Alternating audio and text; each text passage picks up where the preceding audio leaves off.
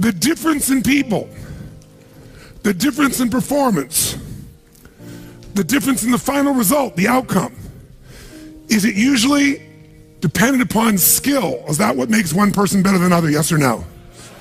How many have seen someone with unbelievable innate skill get wiped out by an athlete, a person, a business individual who clearly had less skill? How many have seen this happen? Say I. It's our ability to maximize. We said on day one, leaders are what transform organizations. You want to grow this company, you want to transform this company, leaders do it.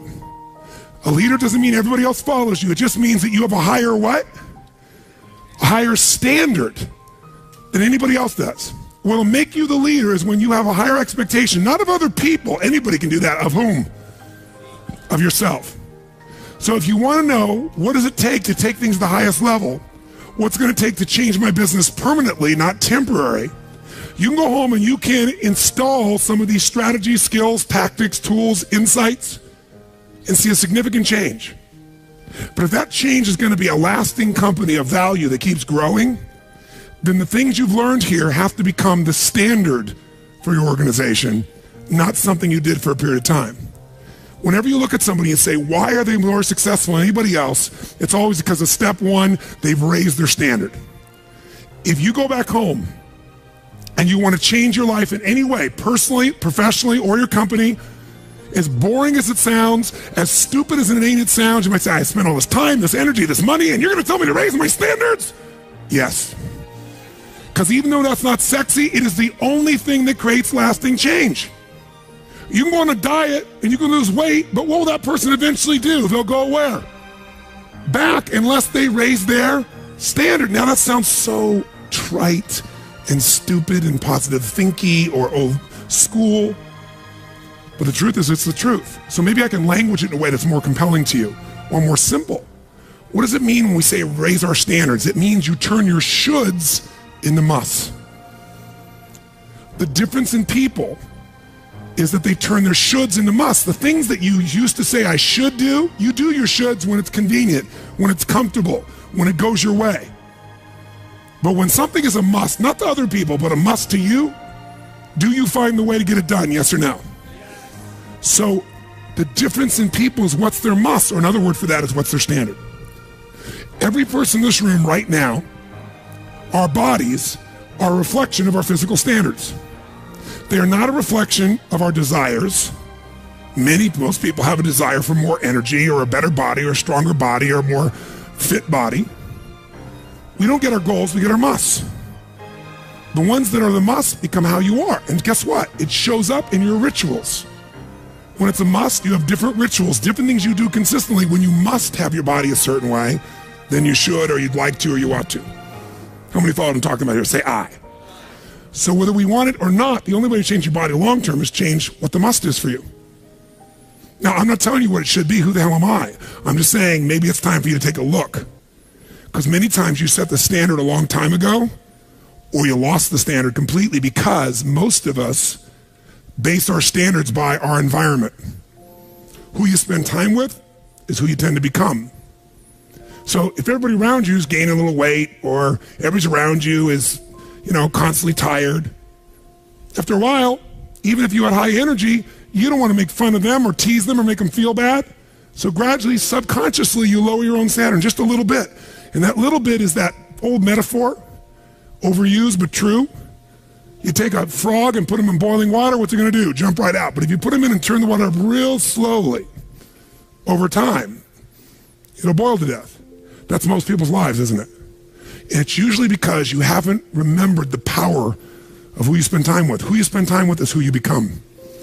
So one of the things that's great about this 5 days is you found people from all over the world who are all absolutely committed to go day and night and day, literally, sometimes with food, sometimes without, but whose standard was, I'm here to maximize who I am, what I'm about, what I'm going to take home, what I'm going to create. That raises your game. Remember, play against somebody you're better than, your skills are going to go down. Play against somebody better than you, just to stay on the court, the game has to go up. Want to change your life? Raise your standard. Want to raise your standard the most? Get around where it's better. Surround yourself with people playing the game much higher than you are. So just to be around them, your game has to rise. That's part of what we try to do. When we come into a company, we create that by raising the standard amongst them. Or you got to do it by yourself, but you got to do it. How many agree with me on this? Say I. And it starts with whom? It starts with us. So raise the standard. I remember when I met Michael Jordan for the first time, and it was while he was still with the Bulls. And I asked him, I got a chance to do some coaching, a bunch of people, and I think I introduced him because of this. And I said, Michael, I said, how is it you do this? I mean, you're the best that's ever lived at this stage. Got to ask the same question of Wayne Gretzky. And interesting, Wayne Gretzky, I had read someplace and he gave me the same answer. I asked him the same thing. You're not the fastest. You're not the strongest. You're not, you don't, how is it you're the great one when you're not the fastest, the strongest, the quickest? And he said, well, Tony, I appreciate the compliment, but he said, I think one of my advantages is most people skate to where the puck is, and I skate to where the puck is going. The power of what? Anticipation. He knows the pattern. With Jordan, his standard was, I asked him, he said, Tony, everybody, I said, what makes you the best? Is it natural ability? Is it talent? Is it skill? Is it God-given? Is it strategy? What is it? He said, Tony, I think I can say this to you without it sounding like hyperbole. He said, I have got unbelievable natural skills. But he said, study my history and you'll know why I am who I am. I did not make the high school varsity team when I was a sophomore in school. High school, I got cut. He said, I had a lot of natural talent, but the greatest gift of my life was a coach who said, you're not on the team. And I looked at him, I laughed at him. I said, you got to put me on the team. I'm the most talented guy out there. He said, no, you're not. He said, you have a lot of natural talent, but you have no heart, no absolute commitment, no real drive. You're not on my team. And it just crushed him. And finally he negotiated and he said, look, you want to be on my team next year? Simple. Meet me every morning before school for a one-on-one practice, and I'll take this raw talent and I'll teach you discipline. I'll show you how to raise your standard. And if you show up the whole year, I'll guarantee you a spot next year. And if you don't, probably the same outcome's going to happen when you try out next year. He couldn't believe it. And guess what? Most people don't know. Michael Jordan got up every morning and drilled and drilled and drilled and didn't get to be on the team. And next year he was on the team, and he was not only good, he was great. Guess when his career exploded? When he lost again the championship to Detroit. And he was on the bus. He said he was crying in the back of the bus, physically crying, pissed off at all the other players that they hadn't done their job. And something inside of him snapped and realized, crying, whining, blaming everybody else is not the problem. I need to raise my... Because he realized that's what did it for him originally. And you know what he did that year? He lifted weights like never in his entire life. He decided he was going to dominate every person, every floor, every place, every spot in the country. He's going to be stronger than anybody. He practiced like he'd never practiced in his life. And oh, by the way, he won how many NBA championships? How many in a row? 3. Retired, came back and won how many in a row? 3. Never anybody in history would even dream of such a thing, especially after retirement. That's the power of raising your standard. But guess who he competes with? Michael told me one time, he goes, Tony, if I competed with other people, I wouldn't be who I am. He said, my competition is with the best I can be. They're trying to compete with me. That's why I beat them. Because they're competing with where I am. But I'm competing with where I can be. Think about that mindset. Think how your life would be different if you raised the standard of what you expected from yourself, not your people, yourself, to that level. How things could shift. It's all about changing your shoulds to musts. It's all about going back and saying, this is how it's going to be. It's like when Gary Vee was here and he was guys were saying, man, I'm working so hard, man. I work from 9 to 6. He goes, yeah, what are you doing from 8 to 2? 8 p.m. to 2 a.m. That's when you master your craft. I always say to people, it's what you practice in private that you'll be rewarded for in public. People say, oh my God, you have this great ability, this great skill. They didn't see all the hours. This class, this course, I know tons of the stuff like the back of my hand. But if you talk to my team who's exhausted, they'll tell you we're up to 4 a.m. almost every night. To be able to figure out how to provide for you a life cycle and get it to be real so you can think about Nike and give you accurate information about when did they really get to young adult, when they fall down. We had to make phone calls, read financials, do all kinds of stuff. We did all that stuff. We were doing all these things and we've accomplished so much, and I figured out how to make it even better. That level of commitment is what makes you great at what you do and gives you that little edge that makes you stand out from everybody else. And that standing out is what makes somebody absolutely own an industry or brand themselves like nobody else in the world. That process is what this is about. raise your standard. When you got to go home, you got to say, where are we going to raise the standard? What am I going to take that's been my should and make it absolute must? Where are we going to do that as a team, and how are we going to pull it off? Now, who here has ever, by the way, your income right now is a result of your standards as well. It's not the industry and it's not the economy. Who here is making more money today than you made 10 years ago? Let me see your hands. How many feel like it's not enough today? Let me see your hands. And how could that be? Real estate's so cheap now. Computers are cheaper than they were then. You get so much more for your money. Because once you achieve a level, who knows what happens? You immediately, you close the gap, you create a new gap. That's because that's what makes us grow. Who's willing to go back to where you were 10 years ago? Not many. Some of you would be, because it's gotten worse in the last 10 years for you. But the majority, there's no way. See, once you're fortunate enough, if you don't like cleaning house, once you're fortunate enough to have somebody clean your toilets, you will not be doing that again, unless you like that. You'll find somebody who loves cleaning toilets and you'll pay them handsomely. Because now to go back and do that, once you've had the privilege of not having to do that, it's a different game. It's a gross metaphor, but who gets what I'm talking about here? Say I. Once you have a must, you find a way to get to it. Every one of you in this room is earning what you must earn, not a dime more. Don't get me wrong, you might have big goals, big desires, but it's not a must for you. Because even when the economy crunches, if it's a must, you will find the way. How many agree with me on this? Say I. See, when it was a must for me to get at one level, I did. I remember it was a must for me to finally make $1 million a year. I had my son Jarek going to be born. I swore I would never have a child unless I was financially set, and I wasn't financially set, and he was on his way. I went from $38,000 a year to making $1 million a year in the next 12 months. And that was all BS. In my head, I thought all my growing up, all the pain was because my parents fought because there was no money. They would have fought anyway. Because I believed that, though, I raised the standard, made it happen. And then I made $1 million a year for 7 straight years. Even though I built 5 more companies, even though I was helping more people, I made the same amount of money. Guess why? That was my must. At some level above that, seemed greedy. Now, it wasn't like I had this incredible lifestyle. I owned a magical home. I had this place called the Del Mar Castle overlooking the ocean in Del Mar, California. But I was on the road, staying at the Ramada Inn in Milwaukee with shag carpeting and smelly, dead animals on the wall on my birthday. And my maid, she's back at home in the castle going, "Oh, Mr. Robbins, happy birthday. Oh, I can't help thanking you. It's so wonderful. Oh, Mr. Robbins, it's so beautiful here. I was sitting out in the jacuzzi overlooking the ocean.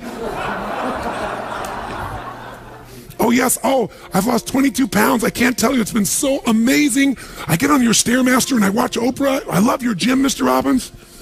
And I'm thinking, she's got a multi-million-dollar lifestyle. How many can relate to this in some way, right? So I went from 38,000 to $1 million, so I changed my income. It became an absolute what? It was nothing about money. It was about growing. Because I knew to make more, I'd have to help more people. I'd have to expand. And I came with this goal. I wanted to feed all the people in San Diego that were homeless. First, my goal was 1/3 of the homeless people. And then my goal was everybody. I said, if I can go from 38,000 to $1 million, I should be able to go from $1 million to $3 million in 3 years. And I did it in 12 months. I found the why. I found the reasons. I got a different RPM. But it became a must for me, not a should. You're meeting your must, my friends. Maybe it's time to change your must. Some people's must is to survive. Some people's must is to be okay. Some people's must is to have freedom. Some people's must is to have more than they could possibly spend. Some people's must is take care of everybody around them. Whatever your must is, you're going to get it. When you leave here, get clear on your must. Or raise your what? Step 2, real fast. I'm going to do it real fast. Who here's ever raised the standard and you get out there and you go, I'm going to go do this. And I'm committed. I'm going to change this. I'm going to make that happen. I'm going to lose 50 pounds. I'm going to take my company to the next level. And you're all excited. And then all of a sudden this voice in your head goes, who are you kidding? Who's ever had one of these? Raise your hand. Say I. So once you raise your standard, you got to get certainty behind it. You can sustain it. And that means you got to change your limiting beliefs. You got to change your limiting beliefs. And who has limiting beliefs, by the way? Who? Everyone does. So you got to become aware of it and you got to destroy it. Now, how to do that? Honestly, if you've been to the UPW, you know how. If you haven't, come join me in San Jose or someplace else and come through the experience. When you change your limiting belief, everything changes. Because as you believe, so is it done unto you. If you believe you're right, or you believe you're wrong, you're right. Because whatever you're certain about, you find a way to support it. I always teach people to exercise. Try this. And if you know it, do it fresh. Look in this room real fast for everything that's brown in this room. I'm going to give you a test. What's brown? Quick, look for brown, look for brown, look for brown. Brown hair, brown clothing, brown. Close your eyes. Tell me everything you saw in this room that's red. Raise your hand if you see more brown in your head than red and say I. Open your eyes. Now look for red. Look for red. Look for red. Look for red. Look for red. Look for red. Look everywhere for red. Look for red. Raise your hand if you found more red this time. Raise your hand. Say I. Why? Because you're looking for it. Because whatever you focus on, you'll find. In fact, you'll find stuff that's not there. How many saw beige, called it brown just to feel successful? How many saw burgundy, called it red just to feel successful? See, once you believe something is a certain way, out of your need for certainty, you'll change things to meet that belief. Let me show you in 2 seconds flat why the rich get richer and the poor get poorer. I call it the success cycle, real fast. Draw yourself 4 squares, put them up on the screen here. You'll see, as I do this, take a quick look. You'll notice you've got the word potential up in the left-hand square. Up in the right-hand square is the word action. Bottom right is the word results. Bottom left is the word belief, or another word for that would be a sense of certainty. Potential, action, belief, results. And notice there's arrows in a clockwise fashion where they just keep feeding each other over and over and over again. So again, it's potential, action, results, belief, or another word for that would be certainty. Now, do you ever notice how rich people tend to get richer and poor people to get poorer? And I don't just mean rich in financial terms. I mean people that are rich emotionally. Do you ever notice how happy people tend to get happier? And depressed people tend to get more depressed? How many found this to be true? Say I. It's because the power of momentum and what I'm about to show you. So let me show you something here. What's the potential of any human being? You tell me, quick. Unlimited. Do most people's results reflect that true potential? Yes or no? No way. Why? Because most people aren't taking enough what? But is it possible to take a lot of action and still get lousy results? What if you got a salesman that works for you and they walk out and they knock on 100 doors and they say, you wouldn't want to buy anything from me, would you? Or they don't say that verbally, but they say it non-verbally. Is that going to affect their results? Yes or no? So it's not enough even to take enough action, because when we believe it's not going to work or we're uncertain, does that affect how much of our potential we tap? Yes or no? See, if you don't think it's going to work, you're not going to put out a bunch of your energy when you think it's going to fail. And by the way, when you're not sure, you tap little potential. Do you take little or a lot of action? When you're not sure, when you think it's not going to work, do you take massive action or little action? Now, when you take little potential with little action, what kind of results do you get? Little lousy results. And when you get lousy results, what does that do to your belief? You go, see, I told you it wasn't going to work. Told you it was a waste of time. And then, by the way, when you have less belief, how much more potential do you take? More or less? If it's possible, you tap less potential, more or less action. Less. And what happens to your results? They get even what? And now they got worse results. What does that do to your belief? And by the way, now you see the current economy. Isn't it true? Everybody out there is going, oh my God, the results are so bad, it's going to get worse in the future, so I better pull in my horns, there's less potential, so I'm not going to push as hard. I'm not going to take much action. Oh my God, I'm getting lousy results with little potential action. Oh my God, it's going to get worse. That's what creates a recession, depression, whatever you want to call it. How do you change that? By the way, can it work the opposite direction?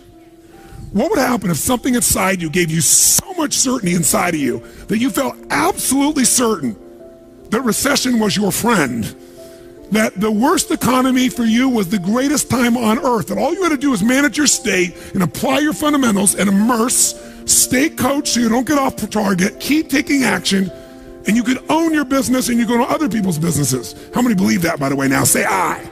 When you have that kind of certainty, are you going to use more of your potential when you go home or less? Which one, my friends? Are you going to take less or more action? When you are certain and you use lots of your potential with massive action, what kind of results do you get? Massive action gets massive results. What kind of belief do you get now when you get better results? You go home, you use your core story. You go home and you take one of these techniques, you get a different response. You go home and you stimulate a new source of profit or income. You go home and you add a service. You go home and do anything.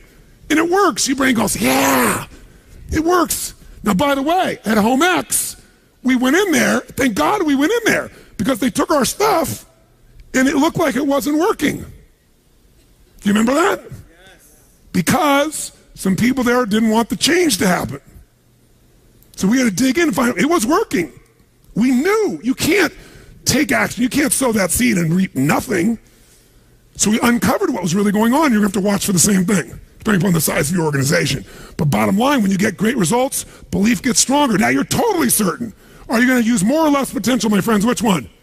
More. You're going to take even more what? Going to even greater what? Even more certainty. And now what happens to your business? Boom, boom, boom, boom, boom, boom, boom. And now you have a different momentum. And so your economy does not have to reflect the economy. You get to create your economy. You get to decide whether you freeze to death or ski or snowboard. It's winter, but you can have the best time of your life. It could be a sunny, beautiful, magical time. But what you got to do is you got to manage this process. In order to do it, you got to change your limiting beliefs. And this week has been about doing that by giving you so many tools and examples that you'd be immersed. But I promise you, when you go home, all this is going to be tested.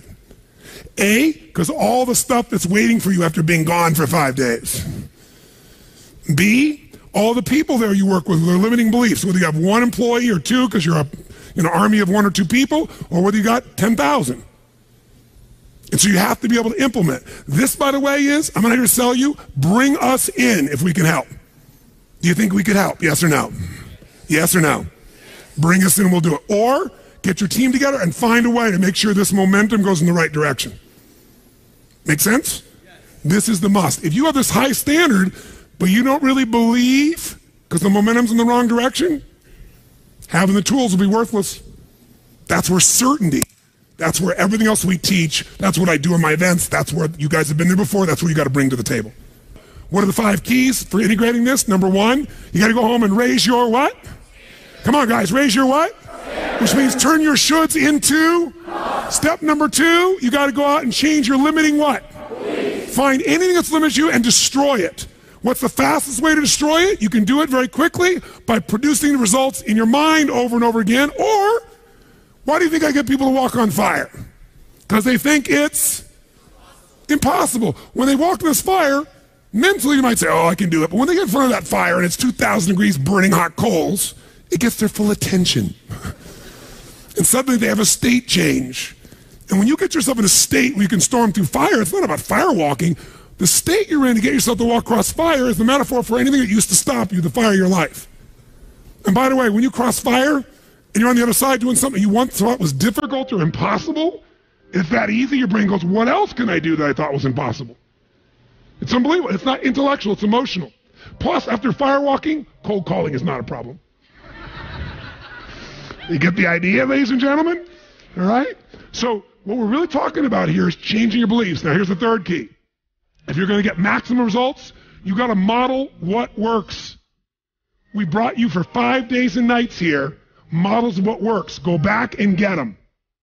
Now, here's where the challenge is.